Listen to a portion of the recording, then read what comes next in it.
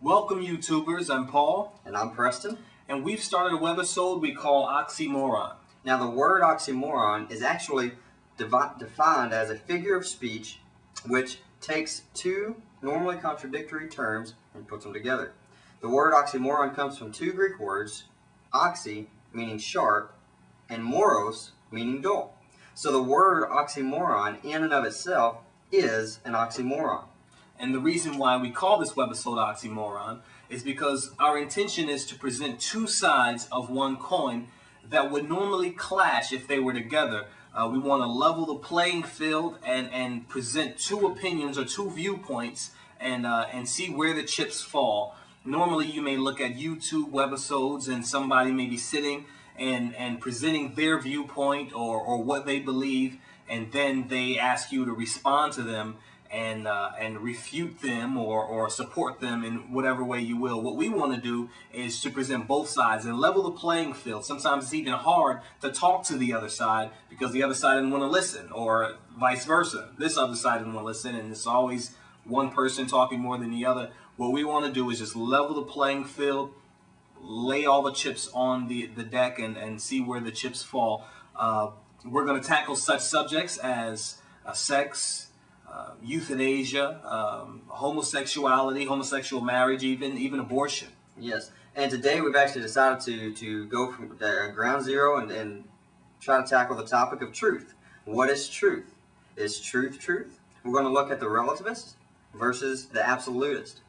Now, relativism, by definition, is a theory that conceptions of truth and moral values are not absolute, but are relative to the persons or groups that hold them. Relativism is the idea of some element or aspect of experiences or our culture that we were raised in is relative to or dependent upon the element or aspect or an experience that we have.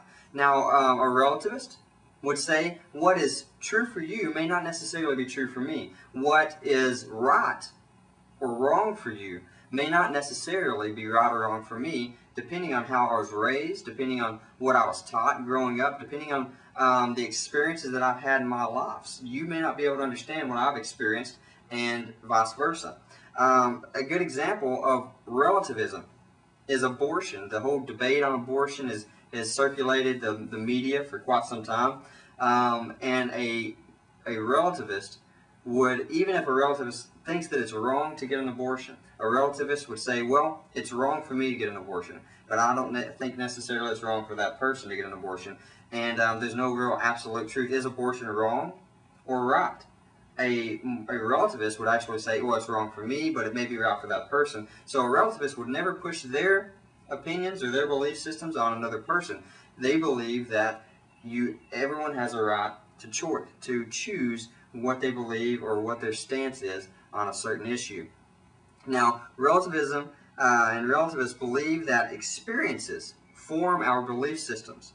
Now, these beliefs then combine to produce outlooks on life or perspectives.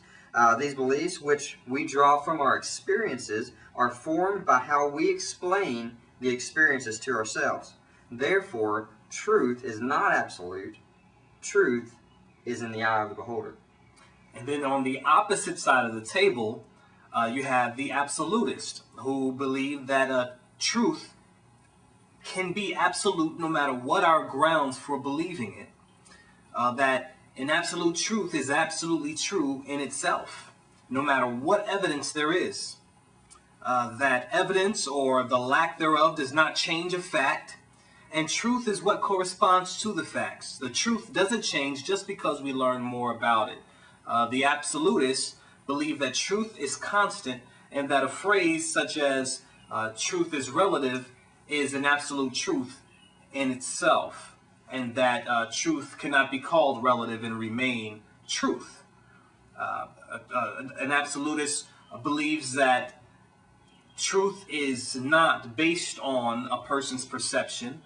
Truth is not based on one's personal emotions or life experiences, but truth remains constant regardless of our experiences or even our belief systems.